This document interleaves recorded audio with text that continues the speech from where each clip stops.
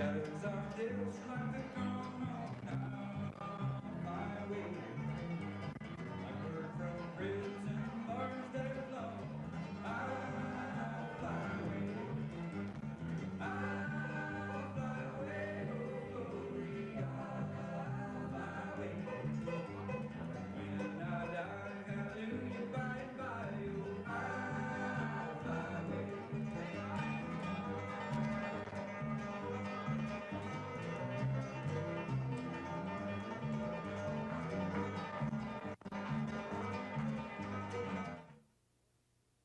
Mike, what is bluegrass? Bill, it's hard to define in a way.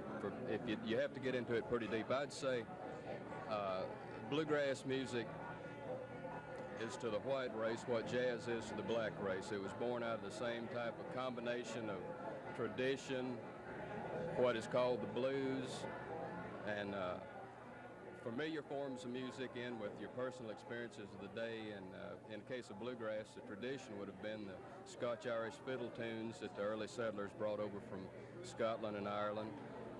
The association with the black slaves, their forms of music in the early days of America, what later became the blues movement of the early 1900s, all that rolled in, those three factors rolled in together is what bluegrass basically is.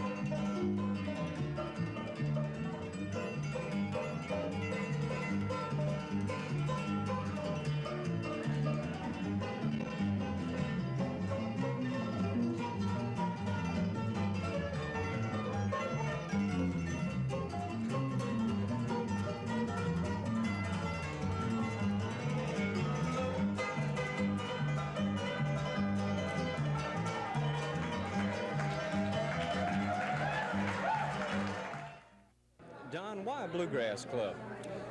Well, it seems like what Montgomery wants. Back last May when we went to the Millbrook Bluegrass Festival, there must have been 5,000 people there, and that kind of gave us the idea that if there are that many people in this area that like bluegrass music, then why not have a club, a place where they could hear it every weekend. So in October we tried it, and it's worked pretty good. A lot of people come down here. They come down here to have a good time, I guess.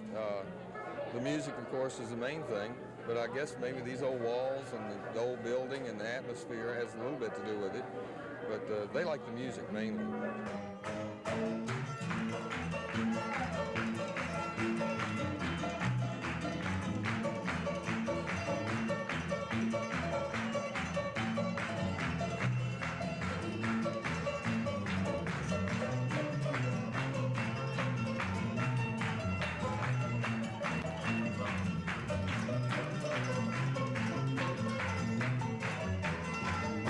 Say bluegrass is going through quite an upsurge today?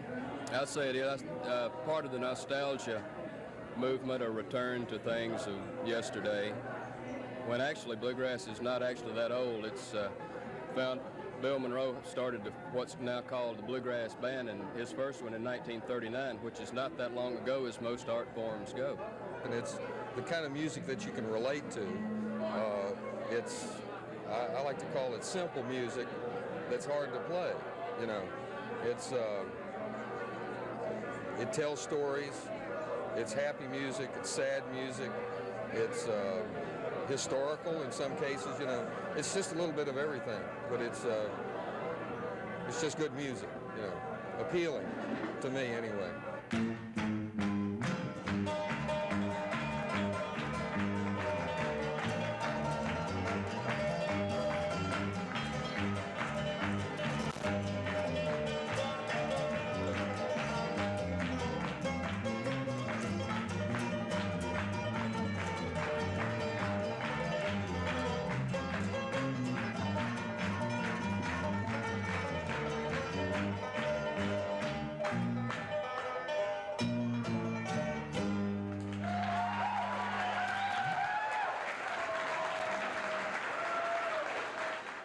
how big is bluegrass today? The first Bluegrass Festival was held in Fincastle, Virginia in 1965. Okay, that's 12 years ago. In 1965, there was one Bluegrass Festival. This year, in the festival directory, there are about 250 to 350 festivals listed all across the United States and Canada, other parts of the world. Bluegrass has a tremendous following in Japan, all over Europe. It's unbelievable. Bill Monroe has toured Japan, Europe, England, Scotland. The whole world likes it. A case in point, Bill, if I could get on the soapbox once again, there's a group called the Country Gazette, which is a terrific group. Their records, time after time, are #1 in the radio polls in Eastern Europe, in Holland, Belgium, in France. How many people in Alabama and Montgomery or America have ever heard of the Country Gazette? But their records are #1 in other parts of the world, if that tells you anything. 1, 2, 3, 4. Stay all night, stay a little longer, dance all night, dance a little longer, go on, go, throw it in the corner. Don't see why you don't stay a little longer.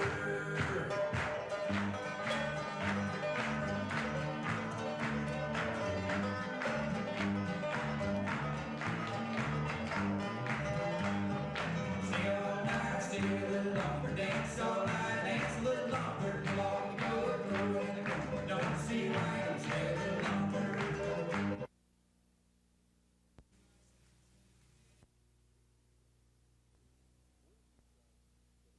Where do you start to put a tower up like this? Well, the sections are all disassembled and then set in rail cars. We have to unload them, and then they're all bolted together. There's no welding involved. Everything's bolted together. So knocked down, pre-assembled. Yeah. You don't actually have anything to do with the manufacturing of the tower itself, do you? No, we don't manufacture. Just strictly erection of it. Now, once you come in, what's the first thing you do on a site? Now, in what respect is that? As far as, to begin construction, as far as putting up the base or getting the sections in line, what's the first thing you do? Well, the first thing is unload all the steel and pre-assemble as many sections as you can, see. What about the ball that the tower rests on now? Is that a crucial part of the construction itself? Yeah, that's the best design you can have. All the moment and everything from the weight and compression of the tower sits in one concentrated point. And this way there's no undue stress in any one part of the base of the tower. If it came down to 3 fixed legs, there could be more tension and more compression on one leg than the other. And this has a tendency to balance it out. Does the tower actually move on that ball? I guess it does. It's hard to see it. I've never seen it move, but some towers would move a little bit. Now, how do you get each section of tower in place to be bolted down on top of the piece that's underneath it? Well, we have what they call a gin pole, which is a floating boom about 120, 130 foot long. And we extend approximately half the boom above the tower top. And then we hoist up a section, which is 30 foot long, and set it, and then extend the boom up again, see, and just like stacking blocks, one on top of the other. A little more rigging involved in stacking blocks, but it's basically that, just one on top of the other. And you go just so far, and you install temporary guy wires, and then you go another level, you put permanent guy wires. And when you get to the very top, is that the most crucial point for guying the tower itself? oh, it's on this particular tower. It's be quite precarious because we have such heavy guy wires to pick up that high. They probably weigh 20-some-odd thousand pounds apiece. You have to hoist them up and attach them to the tower, then pull them out simultaneously to the anchors, which are about 1,500 foot away from the base of the tower. So everything has to be coordinated and rigged just right, or you could lose the whole tower, see. Where do you find people to work on a tower like this, Jimmy? Well, there are iron workers, and this is sort of a specialty branch of the iron workers, and some are from the Birmingham Iron Workers Local, number 92, and most of my boys are out of local 808 in Orlando. But they're from all over the country. Does it take a special type of person to do this type of work? Takes a special type of person to do what you're doing, so I would say yes. I couldn't do your job. Have you had any close calls or any incidents that perhaps have made you think twice about being in the tower business? Certainly. What would one of those be? Oh, I'd rather not even talk about it. Just usually human error, but or misjudgment of something, or not even paying attention. And just once in a while, it's like anything else, you just don't feel right sometime for doing it. You just don't, you're not as relaxed as you should be. But I've had some close ones. But if you thought about it all the time, you wouldn't be in the business. You just have to sort of prepare yourself up for it in a relaxed manner and just roll with it when something happens, be able to handle it. See? About the best way to phrase it. Okay.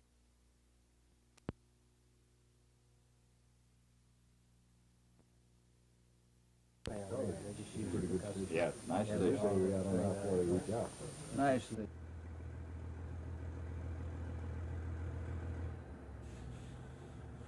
In your towel, you got great boat things.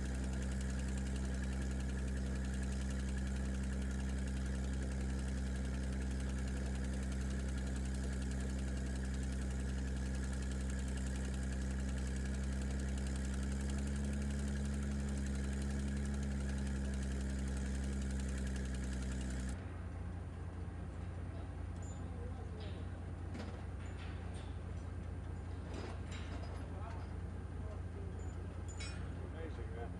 Just put that bolt right through there. See that? Guy had that thing, just took the bolt and shot it right through.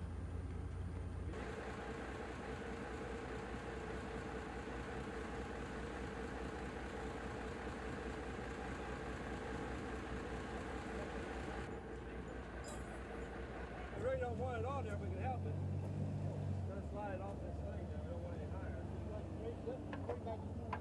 Oh, we get this one in a little bit. Okay.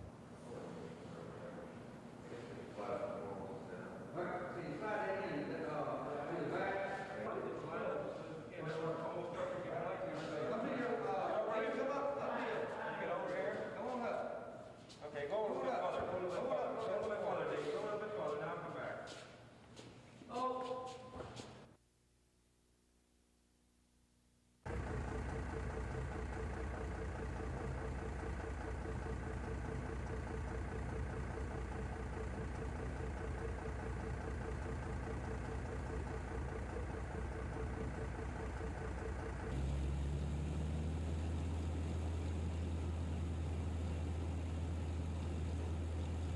Stands there. Yeah, stay on.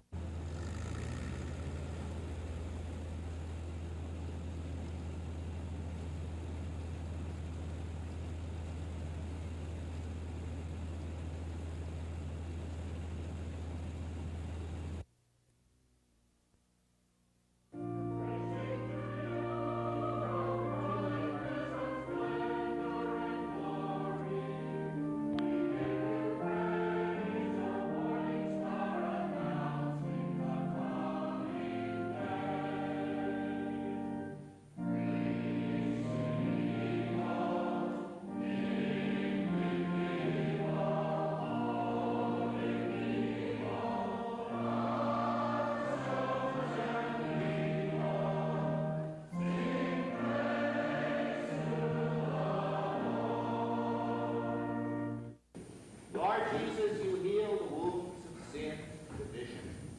Christ, have mercy. Christ, have mercy.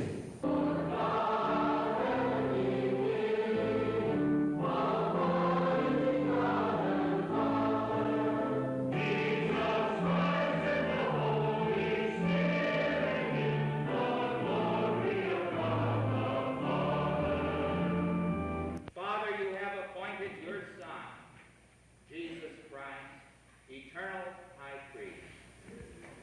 Guide those he has chosen to be ministers of word and sacrament.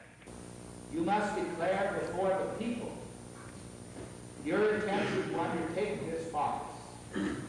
Are you resolved, with the help of the Holy Spirit, to discharge without fail the office of priesthood in the rank of presbyters as the trusted partner of the bishop in caring for the Lord's flock? Are you resolved to celebrate the mysteries of Christ faithfully and religiously as the Church has handed them down for the glory of God and the sanctification of Christ? Are you resolved to exercise the ministry of the Word worthily and with wisdom, preaching the gospel and explaining the Catholic faith. Are you resolved to unite yourselves more closely every day to Christ, the first priest, who offered himself for us to the Father as a perfect sacrifice, and to consecrate your life to God for the salvation of men? I am with the help of God. Let us kneel.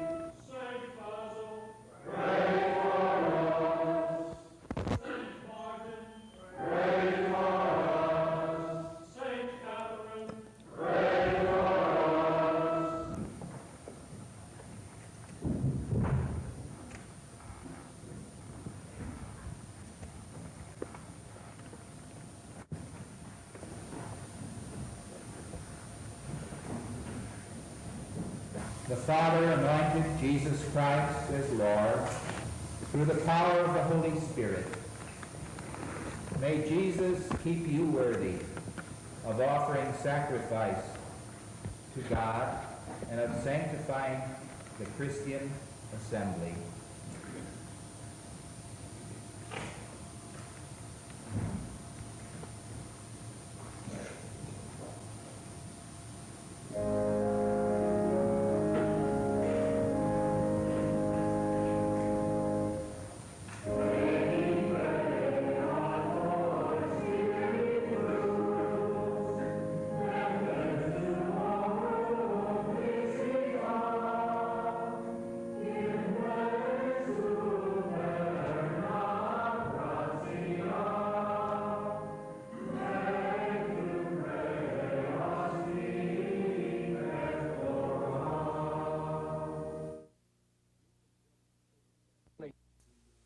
The lieutenant governor stated that that there were some people who wanted to stop his investigation, and this was the purpose of the resolution.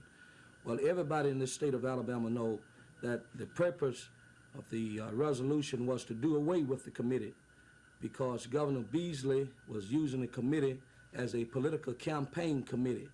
He wants the taxpayers in the state of Alabama to pay for a political campaign committee for him to campaign for governor next year. Well, I'm against that because we have enough tax burden on the people in the state of Alabama already.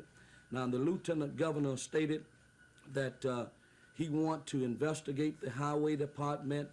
Now, we have the examiner of public accounts to do that, and we have the state auditor. The people in the state of Alabama pay them to perform those duties. The lieutenant governor duty is, as stated in the Constitution of the state of Alabama, is to preside over the Senate. And as I stated previously, I'm for the examiner of public accounts and the state auditors going in and examine all of the state departments here in the state of Alabama. Was that your intentions? Was that part of your intentions, was to halt an investigation into the highway department? No, of course, you asked that question. That was my intention? Is that I did not know anything about they were going to be investigating the highway department.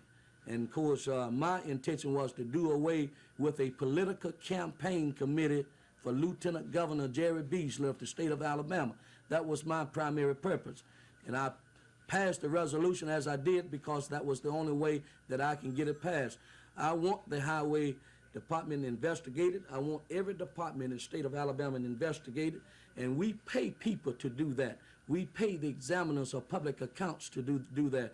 We pay the district attorney to do that. We pay the state auditor to do that. So those are the individuals to go in and investigate. If someone over there is stealing money, if someone misusing funds, then they get that information and turn it over to the attorney general and the district attorney for prosecution. and that's not the lieutenant governor's job to do that. But what about the claims that this committee is saving the taxpayers' money? Well, I would like, of course, Mr. Beasley have stated that previously. He always said that we have saved them money, but ask him what department he saved the money in. I'm more concerned about saving the poor black and white people in the state of Alabama money for not paying high utility bills, you know, and these people getting decent jobs. But Mr. Beasley not concerned about that. They killed the utility bills over there in the Senate, you see. Now, maybe there are people that are doing things wrong in state government. I'm sure they are. And we have the appropriate agency to investigate and to prosecute those people and to put those people in jail.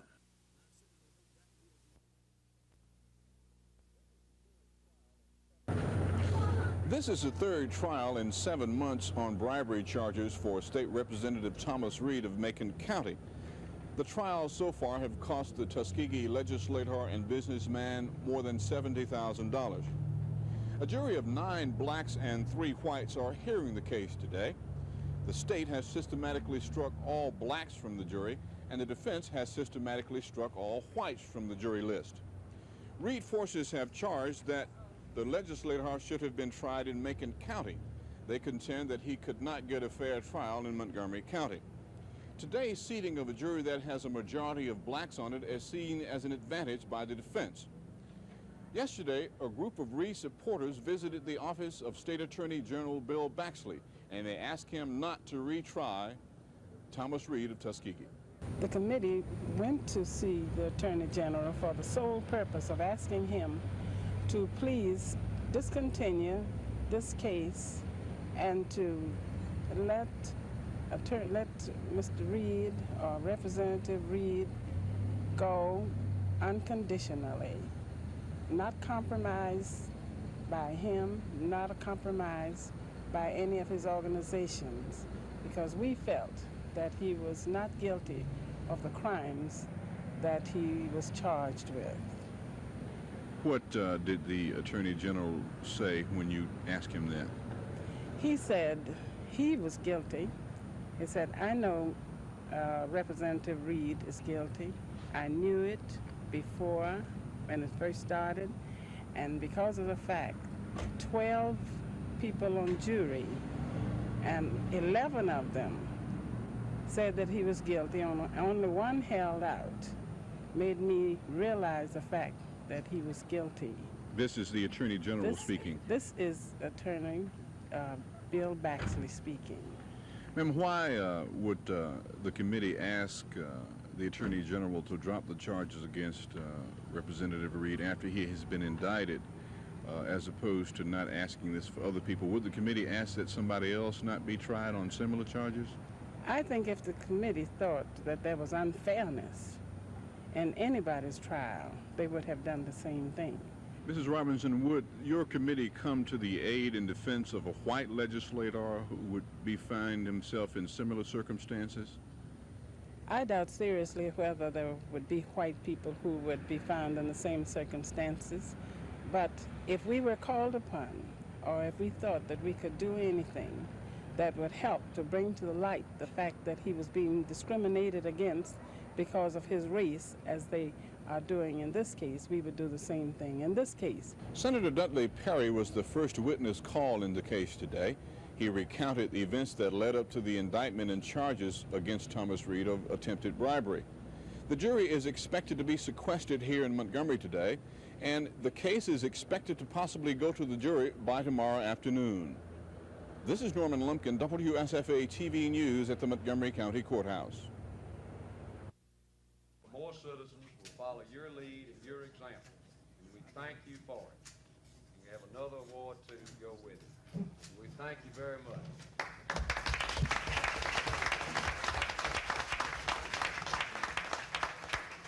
If there were other parties of interest in this matter, yes, sir, would you come forward? This is a public hearing. I have no fight whatsoever. My observation to you. There's not much I can do as a solo citizen. Not asking you at all to go along with me on this ordinance, but to give it your full consideration and come back next week ready to tear it up, tear it down, vote it in, or to amend it. That's the first point I have with you. The second point is this, and this is one I'm really concerned about, Burke Drive. And during building time, and I'm virtually able to guarantee you that somebody's going to be killed. Now, at the present time, there's a rather thorough investigation ongoing into the activities of the Highway Department.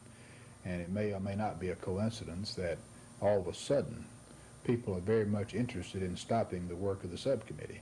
In fact, I was not surprised that they would try something like taking a resolution commending an outstanding athlete, and everybody knows that the rules of the legislature, especially in the Senate, that you don't read anything but the title. You never go into the body of them because you might pass hundreds of them at the time to speed up the process. And this was sponsored by Senator Richard Dominic, who was a reform-minded legislator from Jefferson County.